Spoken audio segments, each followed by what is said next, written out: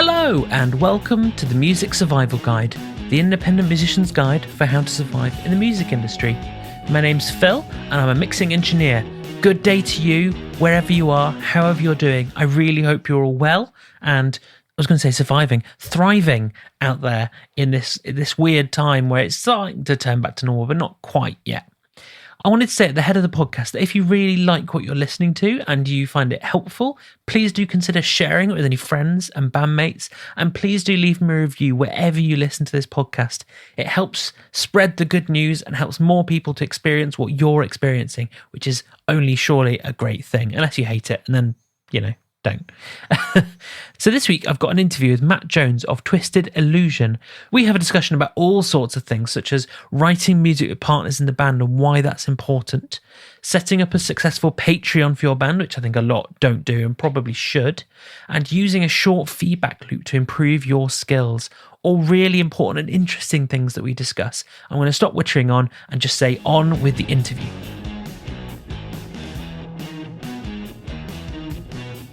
Today on the podcast, I'm joined by Matt Jones of Twisted Illusion. Matt, how are you? I'm a bit traumatized because this wasn't a simple thing to arrange. We just had a right nightmare trying to get this together, don't we? But we're here now. That's all that matters. Well, thanks for having me, man. I'm glad to be here. I've been following your Instagram for a long while with the daily tips. So I'm glad to finally talk. Hello. So, my first question, as always on the podcast, is from a random question generator. So, my random question for you today, which has nothing to do with anything, is when was the last time you changed your opinion about something major? What a random question. That's a great question, that, isn't it? Wow.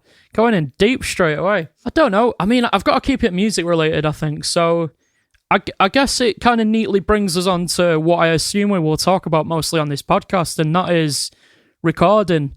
I always saw that as someone else's job, someone else's responsibility. I was the artist, the delicate artist that didn't need to know about those things. And then the pandemic kind of forced me into a situation where it was either I got stuff done at home or I'd be taking a very long break from recording because, we couldn't go to studios and stuff like that. So I absolutely had to learn that skill, and I think, my opinion of that has changed drastically over the last 12 months or so, and I've become very, very invested in the whole production side of things now, which I was always invested in it in terms of the end result, but never the journey of getting there. It was just always someone else's responsibility to me. I never considered that I could learn those skills or try and adopt them myself. So yeah, it's a heck of a learning curve, though, isn't it? Yeah. Oh yes, very much so. I've struggled a lot with it as well. Even to just the most basic of things, just doing a high pass on a vocal or something. Just the most basic of things that you wouldn't necessarily consider when you're listening to music. But now, I can tell those little attributes of things a mile off and notice where to correct things and all the real minutiae of it all. And I'm surprising myself that I'm developing that knowledge because I just always thought I'd never do that. So it's been great, but a steep learning curve for sure. Yes. So going back to the beginning, how did you get into music in the first place? What was your journey into the music that you now do? Green Day, definitely. American Idiot. That album just exploded my mind when I was a little skateboarding teenager. Yeah, just that album and that moment and that kind of cataclysm of just energy, that whole record down to its, grandiose concept and its production and everything. The whole mise-en-scène of the album is just so perfect to me, and it just captured me so much, as I think it did for a lot of. I assume you're roughly my generation. It seems to be a record of our generation that kind of introduced a lot of people to the alternative side of music. I mean, my first album that I went to was the first Darkness album, Permission to Land. That's the one that made me go, I like rock music now. I'm a huge Darkness fan, and I think their second album, One Way Ticket, gets really overlooked, but it's a monster record, that One Way Ticket to Hell. I love that. But yeah, Permission to Land's amazing debut as well. Yeah, they kind of get written off as a bit of a joke band, but to me, they're one of like the most consistent rock bands of the like 21st century for me. Their albums are just brilliant. Their latest record was wonderful. Like, there's a lot more to them than, you know, the dick jokes, I think. Very true. So you listened to Green Day, and then where did it go from there? Where did your musical journey take you? Well, I feel like that kind of momentous thing like led into everything else and kind of bled into this path that was just always going to be there. It made me want to pick up a guitar. It made me want to songwrite. It made me interested in music in every kind of facet rather than it just being a hobby. Like, I'd listened to music previously, but I'd never had such an emotional reaction until I heard Green Day. You know, that music was just kind of a background thing to me. It was never a prominent part of my life. It was never something I considered could even, you know, remotely be a career. It could be anything like that. It was just this thing that was there at parties and on the TV occasionally. It wasn't this thing. So it led me to playing the guitar eventually. But it wasn't like I looked up to Billy Joe as a guitar player and was like, yeah, I'm gonna play power chords for 10 years. It was like, but that whole kind of stylistic thing of writing songs and creating concepts and doing something bigger than, you know, like a one-hit wonder, having this whole like, I think it's no mistake that I've ended up doing a more progressive style of music, and the first record I got into was a big rock opera concept album, basically by a rock band. I think it's no mistake that the lineage kind of started there for me.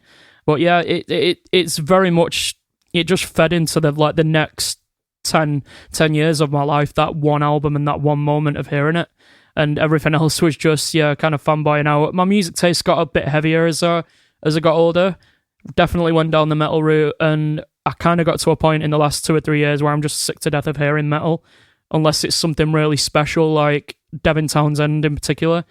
That's really, maybe Dream Theater, bands like that. They're the only kind of bands that have metal elements that I'm really interested in at the moment. I'm much more interested in people like Jacob Collier at the moment, and Dirty Loops, and, you know, all these crazy like kind of fusion people that infuse amazing pop music with ridiculous playing. I'm much more interested in something like that. So I don't know. Yeah, Green Day over and over. So moving on from that, how did the band get together? Where did it start? I think I was trying to start Twisted Illusion like since I was about 17, but it never really materialized until I was around 22, 23, maybe like late university years. I'd had original bands previously that had all fizzled out and just never really went anywhere. They maybe got to the second or third gig and it was just, you know, the youthful kind of naivety of things. Twisted Illusion started in 2014. We'd done a few little things before that, like a jamming in bedrooms and stuff like that, but I don't really consider that any necessary inception. Like, our first gig was in 2014, so that's kind of like when I consider the band started. And it was very much like a kind of democratic band at the start. It was, you know, a bunch of friends together writing music, and it was a very traditional sort of lineup.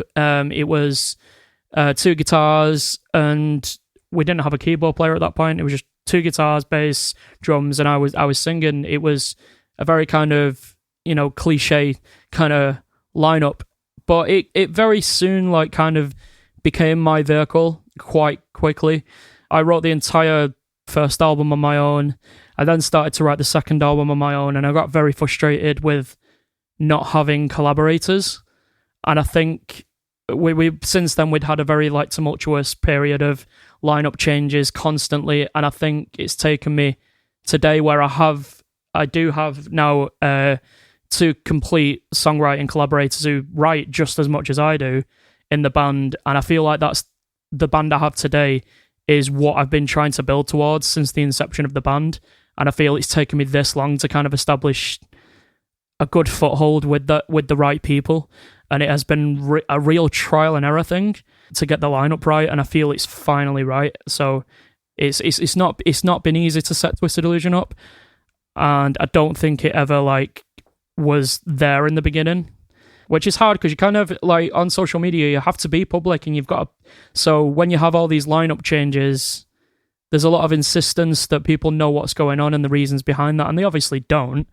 But it's very hard to convey any sort of consistency to people unless you've got the same four people forever, and that unfortunately doesn't work out for a lot of bands. And it's not always, something you can control. People's lives go in different directions, jobs, kids. You don't know what kind of commitments get in the way. So we've definitely kind of been a victim of that in terms of just not having a consistent lineup and it looking like a bad thing from the outside. But the last couple of years have been very stable, and I think it's no mistake that the band's been on a bit of an upward curve since that, because it has definitely helped having consistent collaborators. So now that you're working with people in the band, in the writing side of things, how do you feel that that's affected the way that you write? It leaves me free of a lot of responsibility, because there is a lot of pressure if you're writing an entire record yourself. That is an immense amount of responsibility that I don't think should ever fall on one person's shoulders.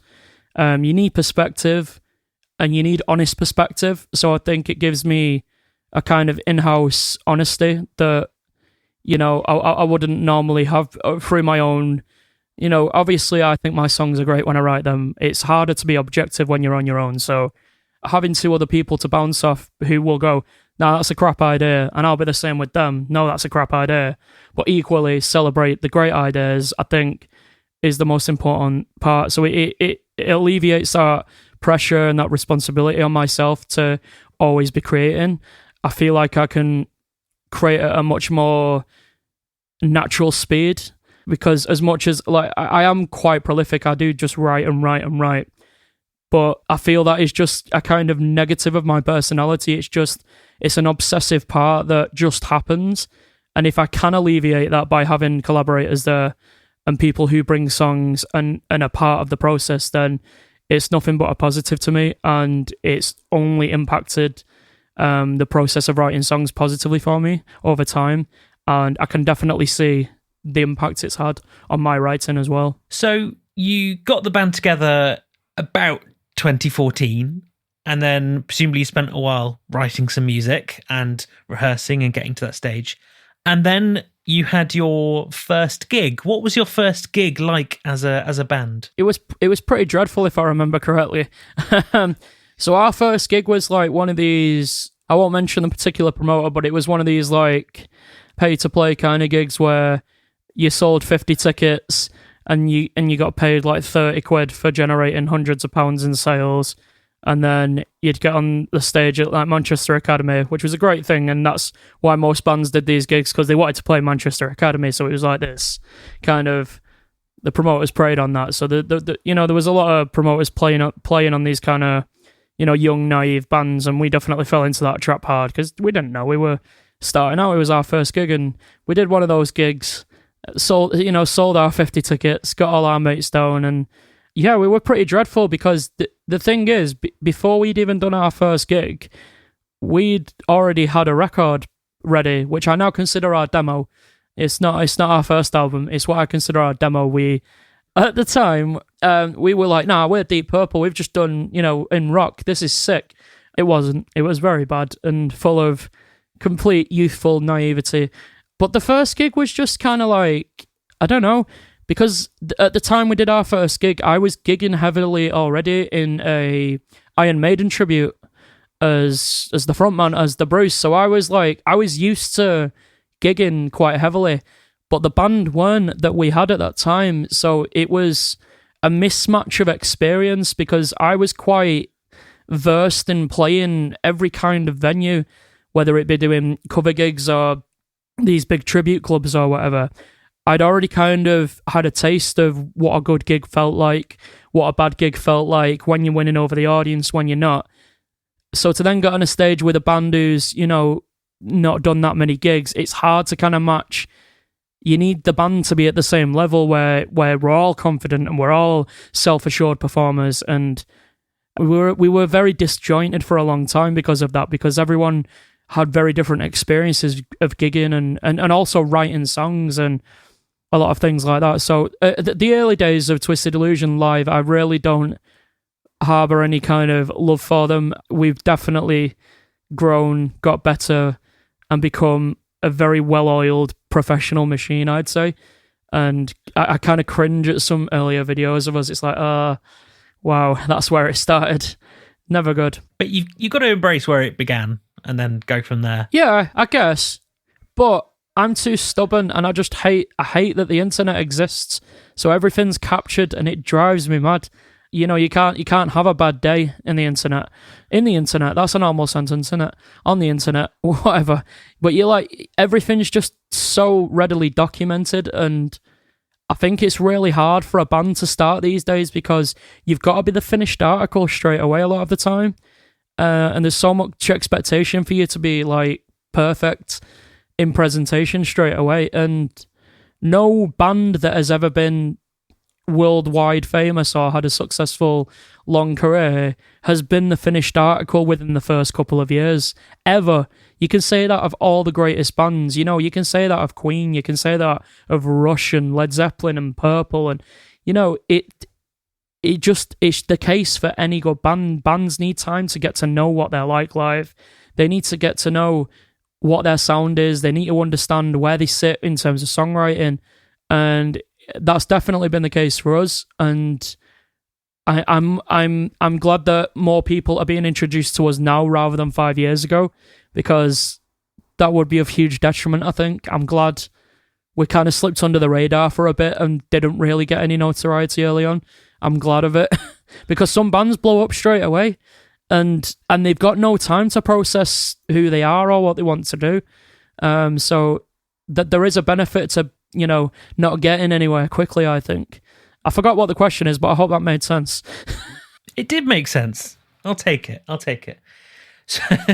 So it sounds like your first gig was a bit of a mixed bag, and in your early gigs were a bit of a mixed bag. Has there been any nightmare experience gigs where everything went wrong in one way or the other, or was that your early gigs? Oh yeah, I've definitely had some PR disasters at gigs, shouting at sound and engineers live on a YouTube stream while it's going out to thousands of people. I've definitely had those. So you'll probably appreciate this as someone who is, you know, very much invested in sound. So I told this in a recent interview, this story, and I was really irate about it. So I'm gonna try and tell it a bit more subdued and rationally. So we were sound checking at a venue. We were doing a full UK tour. It was our first ever UK tour. And one of the dates we were booked to do like an all-dayer, and we were headlining the end of the night. I think it was the Saturday night, or was it I can't remember, it might have been the Sunday. We were headlining one of the days anyway, and there'd been like 8 bands on during the day.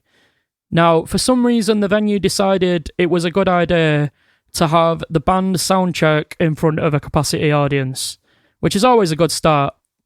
So we started sound checking. So for a start, the bass amp's input was broken off.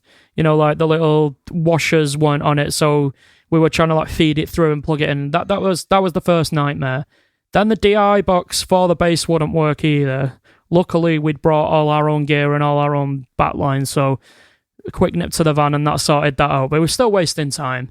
Anyway, we get to start checking the guitars, and we've got everything going. Sorry about my really mank accent, by the way, but we've got everything going through. So everything's mic'd up through the cabs, and we've got just, you know, like the amp sound coming on stage. It's quite natural, and then we've got wedges in front of us as well. The guy was I think he just mic'd it up with a 57, the cab, and another condenser mic, I think, and then was sending that signal back to us through the monitors. Now, I don't know how he achieved this, but for some reason, all we got back through the monitors was a delayed, like, direct signal, a DI signal, and it was clean. So I had this, like, growling Marshall amp behind me, and then a delayed DI signal coming through the wedge as we're trying to play a song. It was horrific. Meanwhile, we are trying to sound check with this absurdity to there must have been about 150 people there, and we're trying to do this sound check. Yeah, so I'm trying to like hear the guitar, and I'm like, what's going on? What's going on here? And then the sound guy didn't even know what was happening. He came over and I showed him. I was like, look, the amp's dirty there and it's clean and it's delayed. What's happening? Why am I getting a DI signal through the wedge? Aren't you just sending those mics here? And I couldn't understand what was going on, and he couldn't. And there was about 25 minutes of just complete faff, all while the audience are watching us and heckling us and calling us prima donnas and all this, like, oh, just get on with it and all this. And you can't explain to the audience what's happening because they're not going to understand.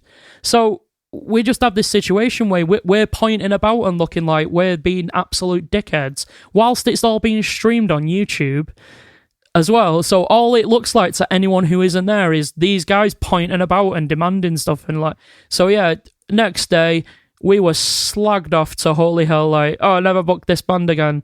It's fine, we've gigged since, but like, yeah, it took some time to recover from that one. That's probably the worst gig I've ever like experienced in terms of like technical issues and just fallout from just people not doing their jobs or just doing basic things. I'm sure we were sabotaged or something. I'm sure someone didn't like me at that gig. Maybe they sabotaged the sound. I don't know. Maybe that's too loaded of a sentence. But yeah, that's definitely the worst experience I've had at a gig, and it was a complete nightmare. I've had plenty of funny ones, funnier. Probably the funniest was I was doing a cover gig, and I was doing the solo to Highway Star by Deep Purple. It's quite an involved solo, and when it gets to that little like mad tremolo picked bit, I started to have a nosebleed quite violently. I usually get nosebleeds, and I was wearing white, of course. I had a white shirt on, and then the E string snapped the high E during the solo, so I played the solo one-handed, covered in blood, and without a string. Got to the end of the song, and I was like, that was well cool, and then kind of just dusted myself off and went to the toilet whilst the bass player and drummer did something else. That was a fun experience. But yeah, I've definitely had some terrible gigs over the years, but some equally wonderful ones as well. Like I've had some amazing memories from gigs. But yeah, nice. Okay, so that one sounds traumatic in its own way, but kind of a good memory to look back on, at least. I was definitely laughing through it. Yeah, okay, that's all right then. That's all right. So, moving away from gigs and towards recording, you mentioned that you very much record yourselves. Is there a reason for that, or is that just the way that it's ended up? It's been more of a recent thing. Like, my eventual aim is to completely self-record Twisted Illusion myself. I want to be able to be the only producer of Twisted Illusion. It's, I understand what I want the music to sound like, but I don't feel my skill set's there yet. So we do work with a third-party producer who's co-produced, mixed, and engineered everything, and we master with a separate mastering engineer. But I have been doing some records on my own myself through the pandemic. I've been doing a monthly release for Bandcamp, an album a month, on top of our industry releases, shall we say. We have this very convoluted output at the moment where we have A and B releases, and all the B releases are the stuff I've done from my home studio, which are very much me learning production out loud in front of my audience, rather than waiting to present a perfect image, by spending a lot of money and going in with a producer. I thought the best way to test the waters of production is to get feedback on that. And the way I've kind of done that is each month I've grown and got better and done more expansive productions on things. And yeah, I think I've done about 12 albums from home since the pandemic, in addition to doing some stuff remotely with a third-party producer who's a considerable level above me, is a very, very professional. He's got his own studio, all the rack gear you could want, all the great preamps and stuff, and lovely microphones and everything. So I've definitely learned some things from him as well. Been great kind of watching his process on our music and seeing how he gets the results that I absolutely adore. Like, I love working with him. But ultimately, I want to be able to do that myself, and that's what my aim is eventually with Twisted Illusion. I'm just very aware that I'm not at that level yet where I can set that full responsibility myself. So I'm trying to kind of bridge the gap where we do this A and B release thing, so I can kind of separate the fact that there's a lower quality in the B releases, so that the audience knows as well that there is an admitted lower quality, but people kind of understand the process now and understand that I'm going through a learning process, but I want to do it with the audience there, like kind of, understanding with me that I'm trying to get there myself. Because I feel if I just wait and do that, over a 4 or 5 year period, because I'm not under any illusions, I'm not going to be masterful within 18 months of doing this. It's going to take me a long time to get a handle on a great production. As I'm sure you're aware, it's not an overnight skill. It's something that takes years of hard work, years of trial and error, understanding different methods, and really understanding every ounce of minutia behind it. And I'm very much a student of this at the moment. I'm getting some good feedback, and I'm enjoying the process, but I know I'm not there yet. And I hate being an amateur at something.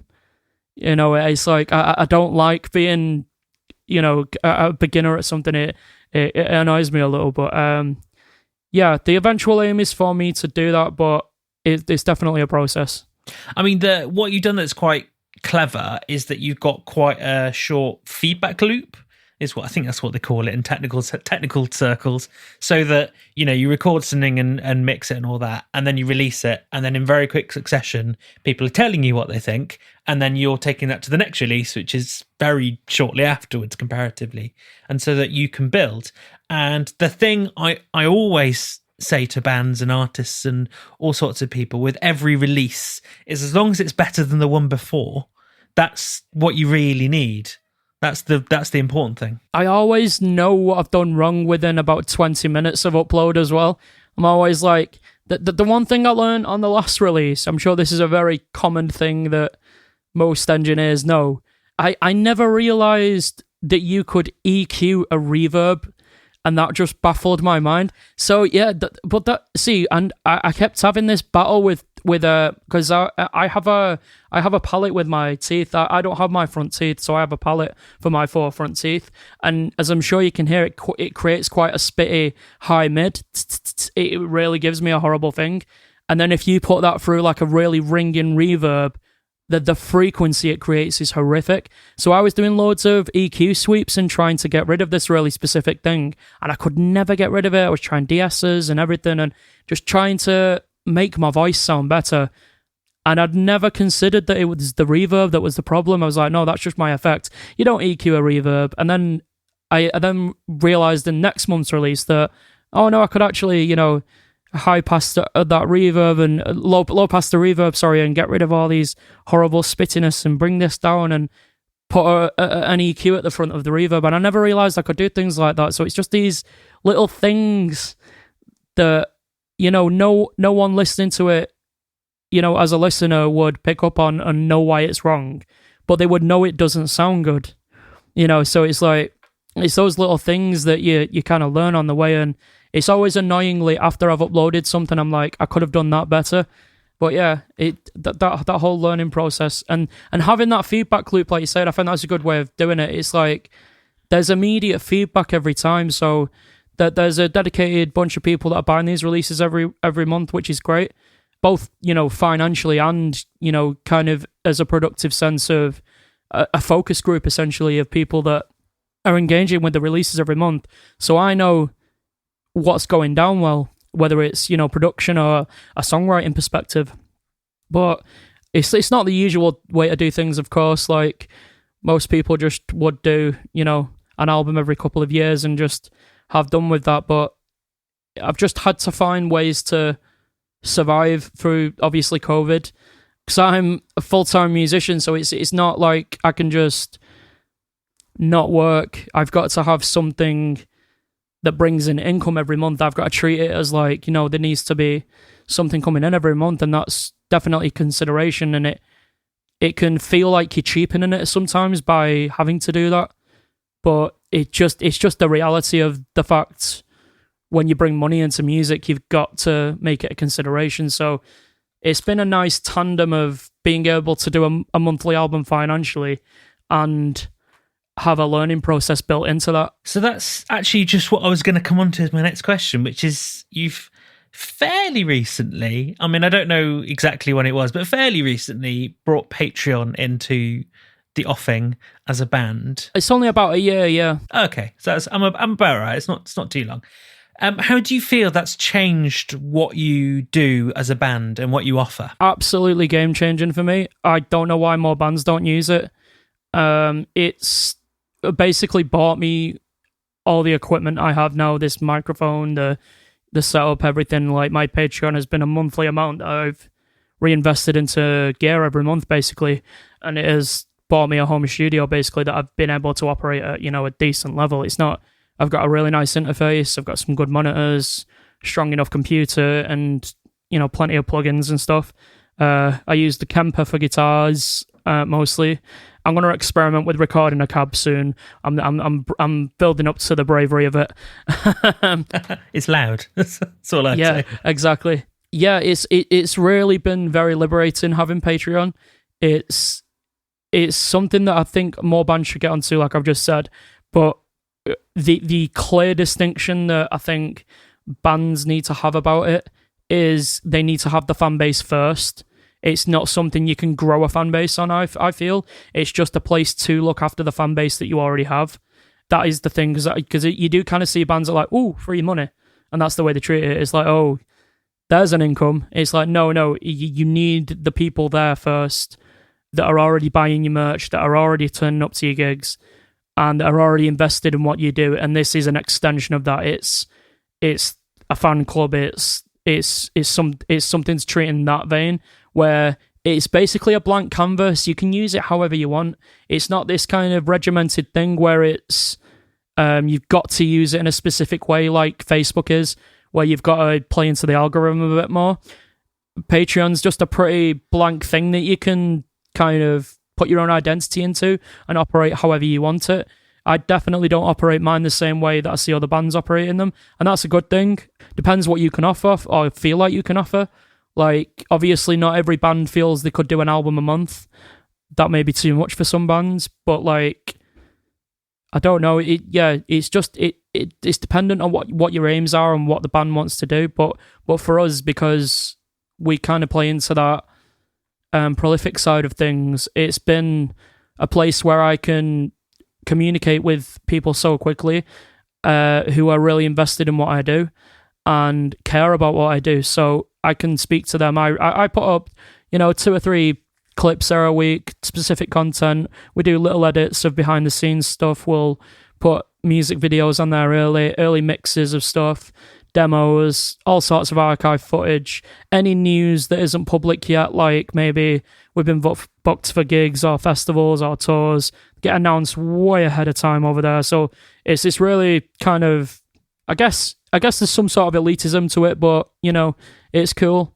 And yeah, I couldn't recommend it more to bands because there aren't a lot of bands on it. It's very much kind of a YouTube-centric platform. It's kind of a way YouTubers drive revenue. They kind of navigate their audience to Patreon. And I don't see why any creative can't do that. There are musicians on there, of course, absolutely, but not in the same numbers. It's very outweighed by video creators. And I think a lot more musicians could utilize it for a financially stable environment for their band, because it straight away gives you a monthly income for your band. It's like, it's ridiculous. It's give me so much independence to be able to invest money every month, because you can see that amount coming. It's not like, oh, we've got to sell another 20 t-shirts. It's, exactly how much is coming. And it's in the, and more so, it's in the hands of the people that are on there as well. They can cancel at any time. There's no like subscription or anything. They can come in for a couple of months and leave. There's no like obligation to the fan either. So it's really cool for them. I just can't say enough good things about it, to be honest. And I'm really thankful that I do have these platforms, because I wouldn't be a full-time musician without them. I mean, I can almost guarantee that there's 2 reasons why bands are hesitant to use Patreon, and there's loads of other companies that offer the same thing. So I think thing number 1 is that bands are worried that they won't have enough content and bonuses to put out to people. And I think thing number 2 is a bit more psychological, where I think people are worried, am I worth someone paying me or us as a band monthly for this? there's that kind of element as well. These are like the two biggest problems that a lot of modern bands have. And the biggest problem that I see most artists have in this generation is they're so afraid of monetizing things. They're so afraid of bringing money into music. And it's like, right, ask yourself the question, do you want to make a living from music? And if the answer is yes, you've got to bring money into the equation. And it's a very simplistic way of bringing that about, but I don't feel most artists ask themselves that question. And it's like, I understand, you want to be an artist and it's not about money and it's about artistic expression and all that douchebaggery, whatever you want to define it as. But the fundamental thing is, if you want to be, a professional artist who's living off it, you've got to monetize that. You've got to use that word, monetize, and you've got to bring your business mind into it. And like you're saying there about people not thinking they may have a value or not thinking that they have the content, rather, that's down to them. Like you have the ability to create that content yourself. And for example, with Twisted Illusion, we've been documenting Twisted Illusion since 2016. I have about 6 years of archive footage across every session we've done, the vast majority of gigs we've done, behind the scenes, everywhere, and it's all documented and ready because I understand that that's going to be of interest and of value to my discography and just anything down the line. It's all leverage at the end of the day for some sort of content towards what I'm doing. It may not seem that interesting to me in the moment, but someone may be really invested in how those records took place 20 years down the line, and it's up to me to document that and have those things ready. So I think all bands should just document themselves from the start, and if you never need to use it, that's fine, but you don't want to be in a position where you need to make a documentary and there's 3 years of your life blacked out because you didn't think it was worth bothering with, and then you've missed out the years where you had your biggest album. So I don't, I'm looking at the long term. Yeah, it's something that a lot of people underestimate, is that when you're in a band, people who like that band care about the people in the band and care about what those people do and how the band works, and what does a rehearsal session look like, what does it look like in the studio, all that kind of thing. Yeah, a lot more than you do sometimes, and I've definitely had that with Twisted Illusion where the fans will ask me something that I'm like, what, you care about that? I'm not bothered about that, and something that's so trivial to me might mean the absolute world to a fan. So I'm always trying to be considerate of that. We can intellectualize this all day and act like it's really important, but it is only music at the end of the day, and it's a weird way to get by in life by making noises and vibrations, but like it just shows you the power that it can have when you create a community around that, and nurturing that and being aware of that and the impacts you may have on people, I think is important. So I guess to come back around to Patreon just kind of emboldens that and lets me see it firsthand straight away. I can communicate to the people that are closest to the band, that are investing their money every month into me and enabling this to go forward. So I've got a direct line to those people, and I can't ask for anything more, really. Like that I guess that is a positivity of social media and the internet, having this kind of direct access to the people who really truly love what you do. This might be a difficult question to answer. I don't know. What, in your opinion, has been the biggest success of the band so far? So we're about to release our debut album. That sounds like a stupid statement 7 years in. We re-recorded our debut album for the 5th year anniversary. Comes out in 3 days. It'll be out on Friday. Temple of Artifice. But the real triumph of Twisted Illusion, I think, is our trilogy, which we're going to be releasing after our album comes out on Friday. We're going to be releasing each part a few months, between each other. The trilogy is called Excite the Light, and it's part 1, part 2, and part 3. But that really is kind of the culmination of like a period of 3 years of work that is just the most kind of exemplary stuff I think we've done and possibly ever will do. I'm immensely proud of it. I can't wait for people to hear it.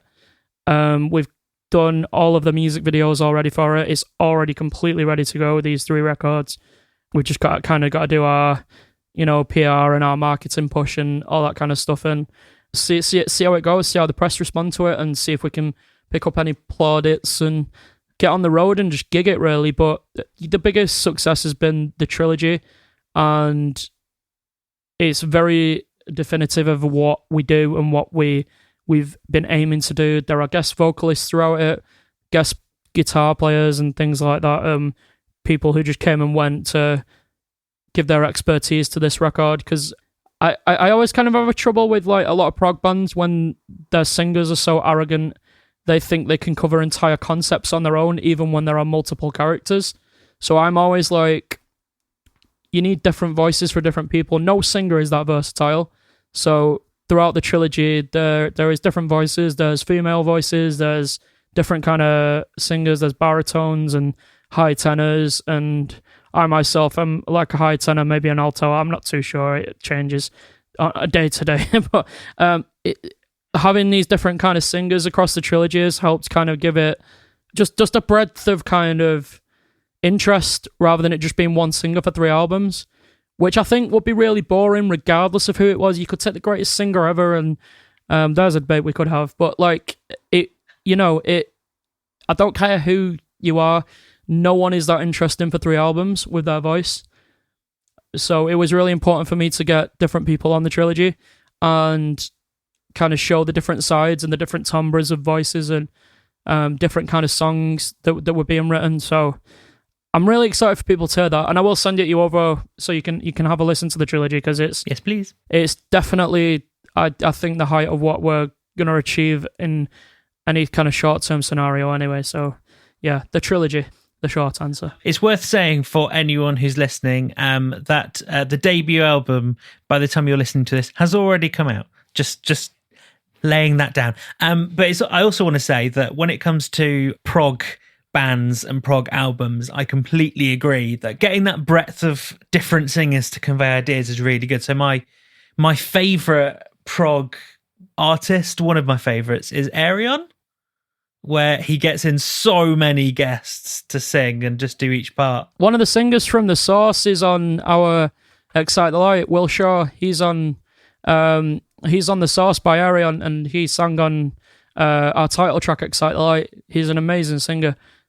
But yeah, I completely agree, and I think it's why an album like War of the Worlds is so incredible, because across that entire record, Jeff Wayne's War of the Worlds, of course, that entire record is just littered with different sounding voices to convey the different parts of it. And I don't feel enough bands do that when they're trying to do these larger concept pieces. It's always just, usually one singer. Like, that's the big mistake I think Dream Theater made with The Astonishing. I'm a big Dream Theater fan, and The Astonishing is like their most hated album by most Dream Theater fans. And I think it's got some really great songs on it. It's just a bit overly long, but James LaBrie's singing like the part of 7 characters, one of which is a young female. You're telling me you couldn't get a young female singer in to do that?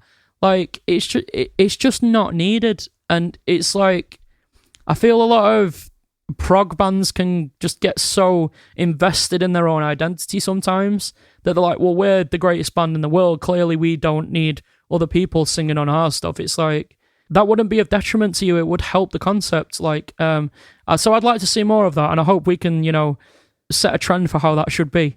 Having lots of singers and lots of different voices to celebrate something that's kind of down the middle, which is Twisted Illusion at the end of it, for me anyway. Sounds like a good idea to me. My final question really is, what goals do you have for the band in the next 6 months to a year or so? Just to keep recording. So at the moment, we're about to release our debut album. Then we go on to releasing the trilogy. But in between all this, we've started tracking a double album from home.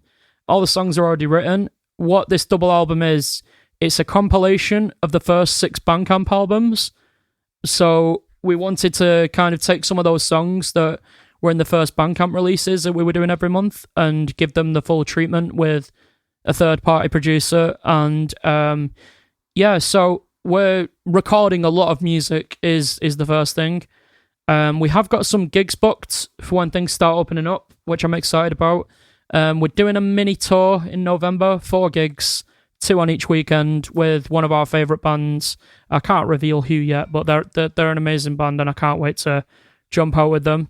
But yeah, just kind of the same old. But since the pandemic, we've had a new bass player, and he's absolutely hands down one of the most gifted bass players I have ever seen in my life. He is just flabbergastingly good, and that's a great word, flabbergastingly. But our new bass player is just something frightening on the bass, so I can't wait for people to see him with the band and kind of showcase a new era of Twisted Illusion, I guess, and just get on the road. I really ideally would like to be one of those bands that, toured for 7-8 months a year, then recorded for 2 months, had a month off. That would be like my ideal scenario for TI in the end. I don't know how long it's going to take to get there, but I'll work my damnedest to make it happen. But that would be nice in the end. Who knows? Because I'm pretty conservative about things opening up. I'm not sure what's going to happen. I reckon you're going to have a lot of, like it's not been already, a lot of politicization of all this stuff. And I can definitely see another lockdown coming in winter. So I hope it doesn't, but... Oh, I don't want to think about it. I know. I think we're going to open up all summer again, and then there'll be some political reason to, shut everything down again, and I hope gigs kind of really open up and tours start again, and there's a kind of renaissance of music again. I really think that's what will happen when things finally do, get back to normal. And I hope it's sooner rather than later, but I think we've all kind of adopted this, kind of background pessimism, I guess, where we're all like, because I'm sure it was the same for everyone. Like, it was just such a shock to the system when it happened. Like, no, you can't go out, done. It was so abrupt and mental for most people. I think most of us have kind of processed this kind of life now, where we're indoors and we've kind of got used to it. I know I certainly have. I was definitely like, woe is me when it first happened, and I couldn't really handle it, but I can see myself living like this now, and it's kind of fine. But I hope it isn't. I would like my old life to return, because I was very social. I'd go to gigs, I'd go and see bands all the time, I'd mix with people, go to different kind of gigs. I'd go to acoustic nights and folky stuff, and then blues and jazz bars, and then rock and metal nights and everything, and it was all great. It was just cool. But who knows? I don't know how I got so pessimistic at the end, but I just want things to be okay. Is that okay? That's fair. Can't really argue with that. To close out the podcast, I'd love to ask for your favourite song from the band, or maybe a song that you feel typifies Twisted Illusion, to play at the end of the podcast. So which song is it and why? So it's going to be the last song we released from the trilogy. So there's going to be this kind of crescendo of the music videos that builds to this final music video that we're going to do. So at the end of the trilogy, I had a choir. I say a choir. So I did myself triple tracked, just like standard, left, right, down the middle, on one microphone, and then I started doing like a choir around the room of myself. So I just stand in different parts and different proximities and stuff like that. And I think I had about 40 tracks by the end.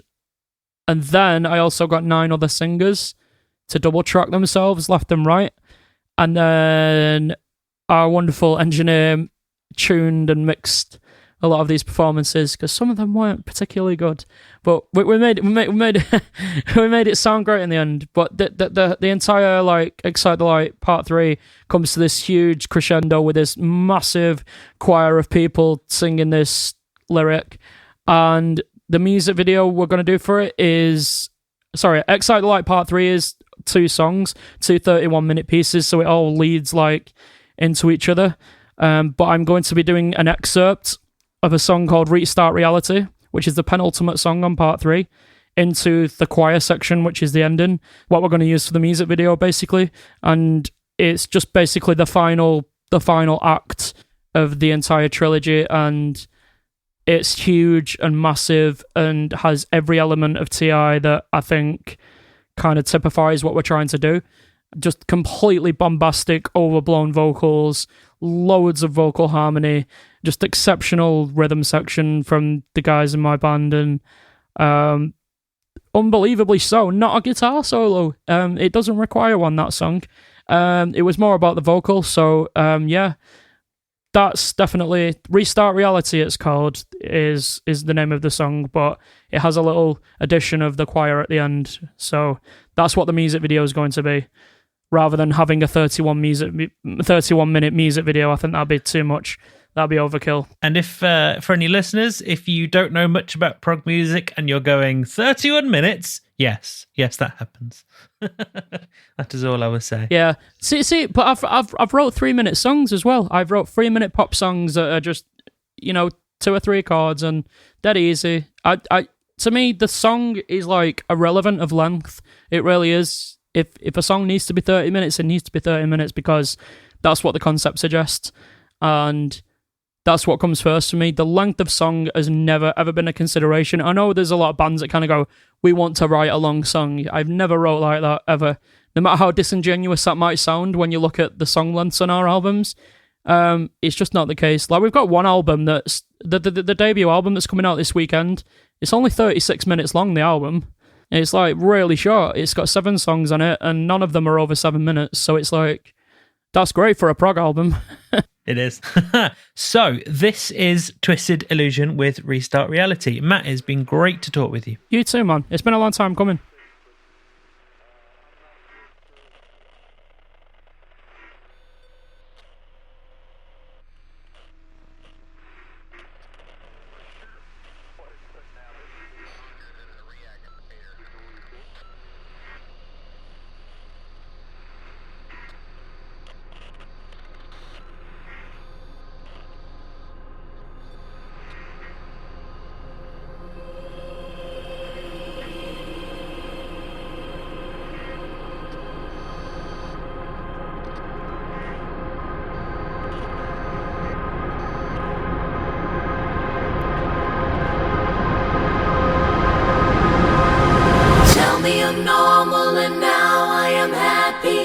Tell me it's all gone away. Give me the answers and don't you shoot me.